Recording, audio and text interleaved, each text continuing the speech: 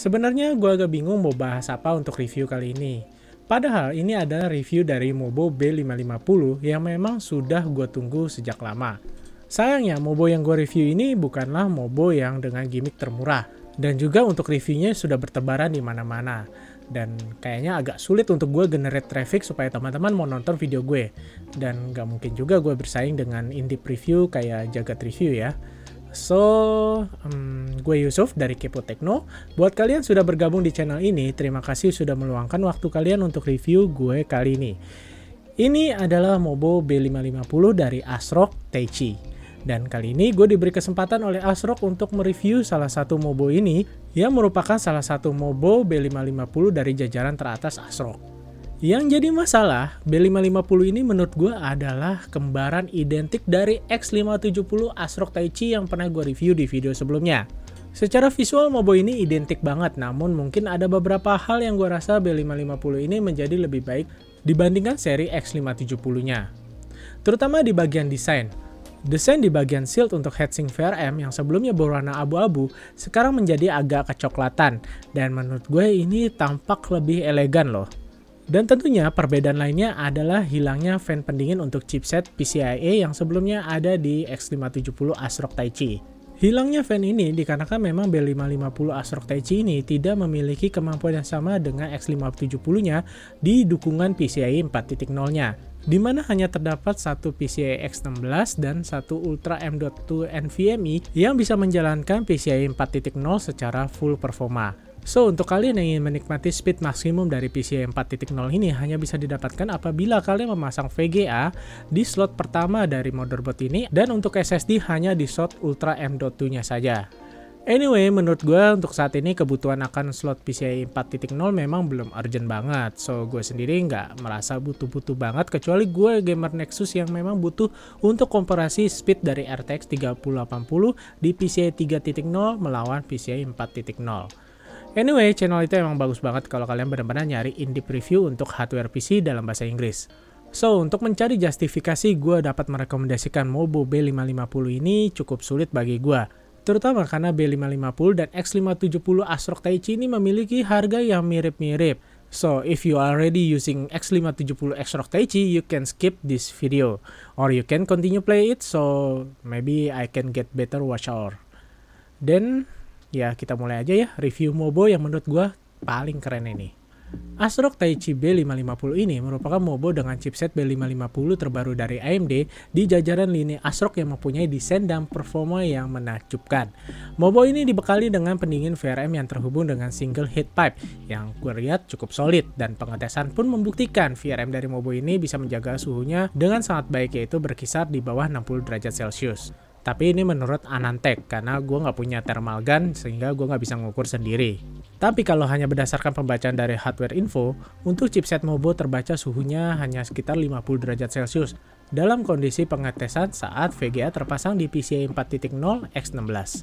Untuk pengetesan build kali ini gue menggunakan Ryzen 5 3600 XT. Kenapa gue memilih prosesor ini? Karena prosesor ini sudah mempunyai 6 core 12 thread dengan clocknya mencapai 3,8 GHz, dengan boostnya bisa mencapai 4,5 GHz. Dan gue rasa ini juga sudah cukup untuk membuktikan kekuatan dari VRM ASRock Taichi B550 ini dengan overclock all-clocknya mencapai 4,5 GHz. Oh ya, mungkin kedepannya gue akan coba dengan Ryzen 9. Ditunggu di video berikutnya ya. Sekaligus untuk tutorial overclock akan gue bikin juga di video berikutnya. B550 ASRock Taichi ini dilengkapi juga dengan 4 slot RAM yang berjalan di dual channel. Maksimumnya sendiri kalian bisa sematkan 128 GB dengan speednya 4733 MHz. Namun apabila kalian memang sudah punya RAM sekenceng itu. Tapi kali ini gue masih menggunakan andalan gue, yaitu G.Skill Flare X yang mempunyai kecepatannya 3200 MHz. It's okay. Untuk slot PCIe-nya sendiri di sini terdiri dari 3 buah slot X16 dan 2 slot 3.0 X1.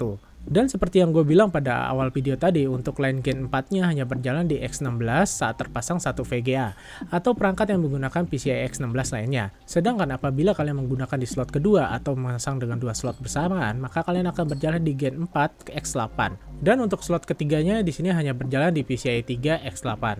Dan tentunya di balik Shield Health Spreader ini juga menyimpan satu buah slot Hyper M.2 yang mendukung Gen 4 dan satu buah Ultra M.2 yang mendukung Gen 3x4. Oh ya, tadi gue salah ya. Jadi bukan Ultra M.2 tapi Hyper M.2 yang mendukung PCIe 4.0. So, untuk kalian yang mempunyai SSD M.2 yang mendukung Gen 4, kalian bisa menggunakan di port Hyper M.2 yang terletak di bagian slot yang paling atas. Sayangnya gue juga belum mempunyai SSD yang mendukung Gen 4 ataupun M.2. So, gue belum dapat sponsor, kita masih andalkan dari SSD yang gue punya saat ini. Tanpa adanya fan di bagian head spreadernya, menggunakan VGA panjang pada port pertama ini jadi tidak ada masalah, karena untuk kipasnya tidak akan tertutupi oleh VGA kalian. Anyway, kalau kalian masih membutuhkan slot SATA, Mobo ini dilengkapi dengan 8 buah slot support hot plug katanya. Hot plug ya, bukan cabut pasang, jadi kalian bisa memasang SSD ataupun hard disk tambahan saat komputer sudah menyala. Selain itu terdapat beberapa interface pin konektor seperti fan, USB, ARGB, dan RGB lead header kalau kalian emang membutuhkan casing kalian terlihat keren dengan estetika RGB. Dan di bagian I/O belakang juga sudah cukup lengkap dengan 2 port USB 3.2 Gen 2 dan USB 3.1 Gen 2 serta port audio, HDMI, DisplayPort, dan juga WiFi antena. Nah, Wi-Fi-nya ini cukup menarik. ASRock B550Ti ini memang sudah menggunakan Wi-Fi 6 dengan Intel 802.11ax yang support sampai 2,4 GB per second. Tapi tentunya kalian juga harus memiliki access point yang mendukung Wi-Fi 6 juga ya. Oke, setelah di turn on, Mobo ASRock B550Ti ini sudah mulai menunjukkan ketampanannya. Berkat RGB yang disematkan di setiap shieldnya, Mobo ini dengan penuh warna bisa membuat estetika PC kalian terlihat indah. Namun apabila kalian tidak menyukai RGB-nya, kalian juga masih bisa mematikannya dengan aplikasi RGB dari ASRock yang bisa kalian download dari App Shop dari ASRock sendiri. Kalian juga bisa mendownload ASRock Motherboard Utility untuk melakukan overclock CPU Ryzen kalian melalui aplikasi tersebut. Namun untuk gue sendiri masih lebih suka melakukan overclock melalui Ryzen Master karena memang mudah banget bahkan untuk orang awam seperti gue.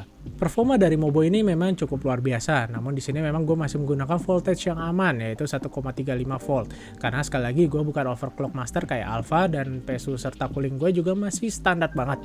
Dan ingat, Mobo ini memiliki 2 pin 8 untuk powernya sehingga untuk overclock lebih lanjut kalian harus menyediakan PSU yang tentunya mendukung pin tersebut. Sayangnya gue nggak punya kompresi untuk Ryzen 3600 XT ini dengan Mobo X570 ASRock Taichi kemarin karena memang Mobonya sudah tidak ada di gue lagi. Tapi sekilas tidak begitu ada perbedaan mencolok dari performa Ryzen 3600 XT ini baik untuk benchmark sintetis maupun gaming. So, dengan price point yang hampir sama dan performa yang menurut gue 11-12, menjadikan kesimpulan di review gue ini mungkin agak bias. Yang pasti, apabila kalian sudah menggunakan X570 dari ASRock Taichi, menurut gue migrasi ke B550 ASRock Taichi ini bukanlah pilihan yang cukup baik, karena peningkatan yang kalian dapatkan hanyalah Wi-Fi yang mendukung Wi-Fi 6. Namun, gue rasa juga untuk PC desktop dengan Mobo sekeren ini, tentunya menggunakan Ethernet LAN adalah menjadi suatu keharusan. Tapi, kalau kalian ingin membangun PC gaming dengan build high-end dengan visual yang keren dan performa yang juga nggak kalah oke, dan tidak ada rencana untuk mengandalkan Gen 4 untuk semua slot PCIe-nya, maka B550 dari ASRock Taichi ini adalah pilihan yang paling sangat tepat untuk kalian pertimbangkan. So, kalau kalian memang memiliki sudut pandang lain, silahkan tinggalkan komentar terbaik kalian dengan bahasa yang sopan di kolom komentar ini. Dan bantu channel gue dengan klik like, share, dan subscribe channel Kepo Tekno. Tentunya hal ini akan memberikan gue motivasi agar bisa menjadi lebih baik ke depannya. Dan mungkin ke depannya gue nggak perlu memulai video ini dengan binomo seperti channel-channel lainnya. Oke, so sampai jumpa di video berikutnya, and bye!